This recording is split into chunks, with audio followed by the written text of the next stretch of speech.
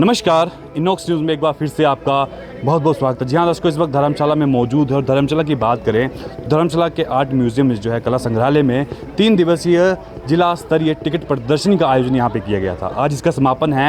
यहाँ पे जिन्होंने टिकट अपनी प्रदर्शन किया है उनसे बातचीत करेंगे। क्योंकि बात करें, बहुत से लोग यहाँ पे ऐसे आए हैं जिन्होंने 5-5, 10-10 हज़ार टिकटें जो हैं संजो के रखी हैं। वो लोग भी आज यहाँ पे मौजूद होंगे, उनको यहाँ पे सम्मान दिया जाएगा। परंतु उन लोगों से भी बातचीत करेंगे क्या कुछ खास तौर पे इस टिकट प्रदर्शनी को लेकर उनका कहना है और क्या कुछ खास आज के दिन कला संग्रहालय कांगड़ा में रहा है। तो फिलहाल बने रहिए इनॉक्स न्यूज़ के साथ। मेरा नाम मधुसूदन गुरु, चीलगाड़ी, लोकल धर्मशाला, हिमाचल प्रदेश। आज यहाँ पे जिला स्तरीय जो प्रदर्शनी लगाई गई थी उसमें आपको अवार्ड मिला है, सम्मानित किया गया है। क्या कहना चाहेंगे, वो जो टिकटों की कलेक्शन है इस बारे में जानकारी दीजिए।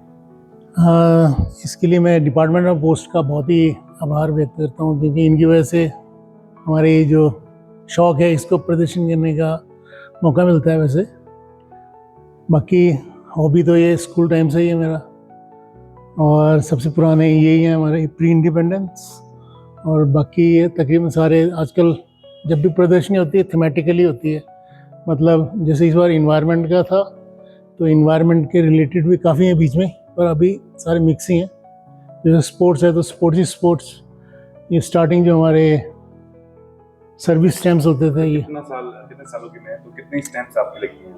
मेरे पास मेरे स्टैम्प्स कम से कम मेरे यहाँ पे 15-20 फ्रेम लगे हुए हैं। और कलेक्शन में मेरे पास लगभग कोई 10,000 के करीब हैं। उसमें 4,000 के करीब इंडियन स्टैम्प्स है, बाकी सारे विदेशी फॉर्म्स के। कितनी मेहनत लगी, कितने साल? मेहनत तो रिटायरमेंट के बाद आजकल ये सारा कंपाइल कर रहा हूँ मैं, सारे वो करने में टाइम तो अब सुबह से लेकर शाम तक इसी में बिजी रहते हैं। अगर बात करें तो पूरे सबसे पुरानी टिकट जो है बाहर की कंट्री की बात करें, सबसे पुरानी टिकट कितने पुरानी है आपके पास? मेरे पास पुराने से तो 60s 50s के हैं वैसे, बीच में कहीं पे लगा हुआ। और प्री इंडिपेंडेंट ये है, और इंडिया के भी हैं जो पहले प्रिंसली स्टेट्स हुआ करते थे।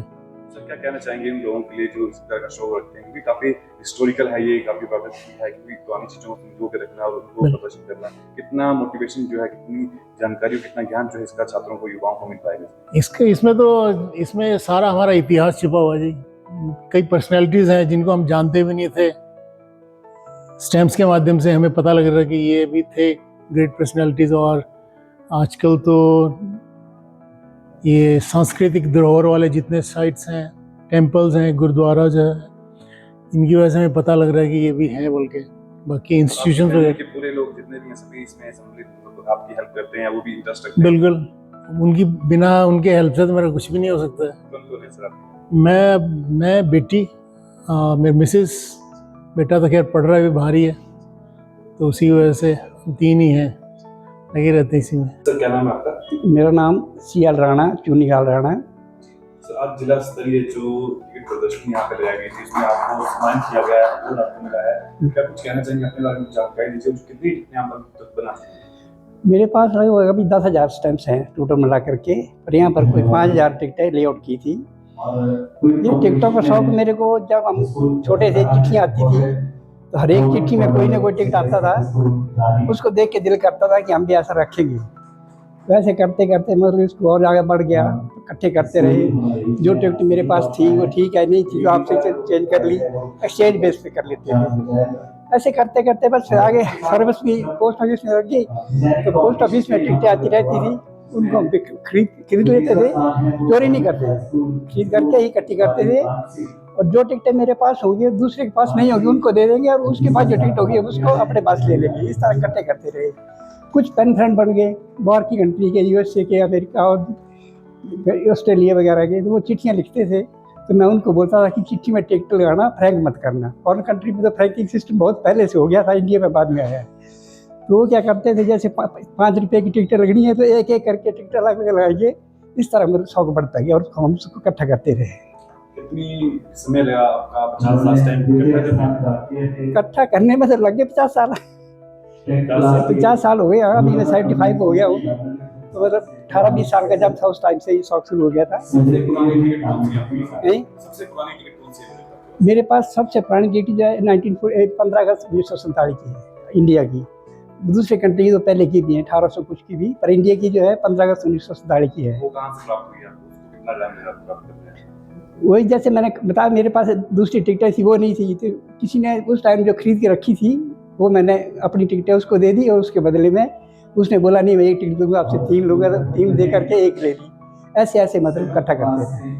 चुनौतियों की बात करें तो कितना मुश्किल होता है संजो के रखना, क्योंकि काफी सारे चीजें संभाल के रखना पड़ता है, 50 स्टैम्प्स काफी ज्यादा है, तो कितना तो नजर करने पड़ता है? जर्क करने में तो करते रहते थे, कुछ खराब भी हो गया बक्से में रखे, जैसी सीख आ गई उसको, फिर उसको थोड़ा मॉडिफाई करके उसको पेस्ट करके दूसरी जगह यूज़ कर लिया, इकट्ठा कर लिया, ऐसे मतलब कुछ खराब भी हो गई, कहीं रखने से खराब हो जाती। जैसे उतना पहले घर में इतना सिस्टम नहीं होता था कि अलमारियाँ अलग होगी, बक्से अलग होंगे, एक ही कमरा तो उसी में रहना भी है, पढ़ना भी है, ऐसे बात कुछ खराब हुई पर इकट्ठा करते रहे।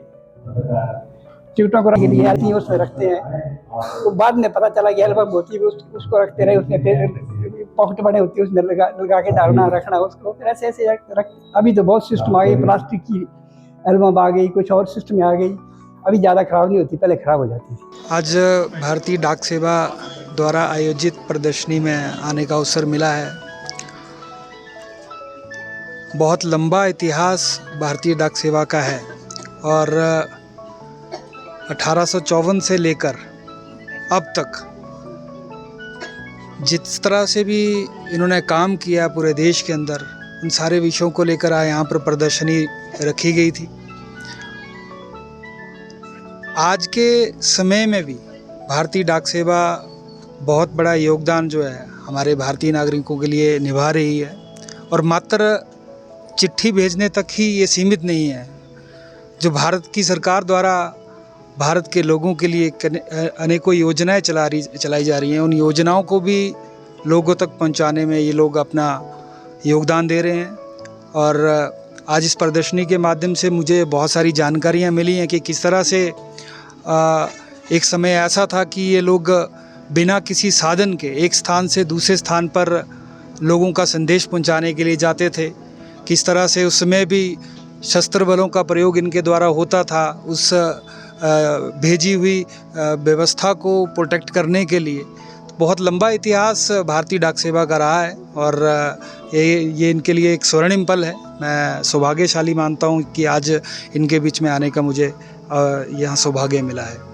बात करें तो समय के बदलाव के साथ, क्योंकि पोस्ट ऑफिस ने भी अपने आप में बदलाव किया है, और लगातार क्योंकि अब पोस्ट पेमेंट बैंक्स में भी पोस्ट ऑफिस आ चुका है, तो इस बदलाव को और साथ में भविष्य में किस तरह देखते हैं पोस्ट ऑफिस?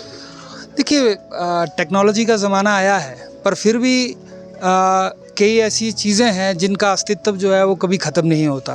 भारतीय डाक सेवा भी उसमें अभिन्न योगदान जो अपना निभा रही है। ठीक है, टेक्नोलॉजी अपनी जगह है, पर आज भी एक स्थान से दूसरे स्थान पर कोई वस्तु को पहुंचाना है, कोई संदेश पहुंचाना है, तो भारतीय डाक सेवा जो है वो अपना योगदान निभाती है। ज़्यादा नहीं तो आप एक भाई बहन का बहुत बड़ा त्यौहार मनाया जाता है, रक्षाबंधन। अगर कोई बहन अपने भाई के लिए राखी भी भिजवाती है एक स्थान से दूसरे स्थान पर, तो उसमें भारतीय डाक सेवा जो है अपना बहुत बड़ा योगदान निभाता है। ऐसे अनेकों विषय हैं, ये तो मात्र एक उदाहरण है।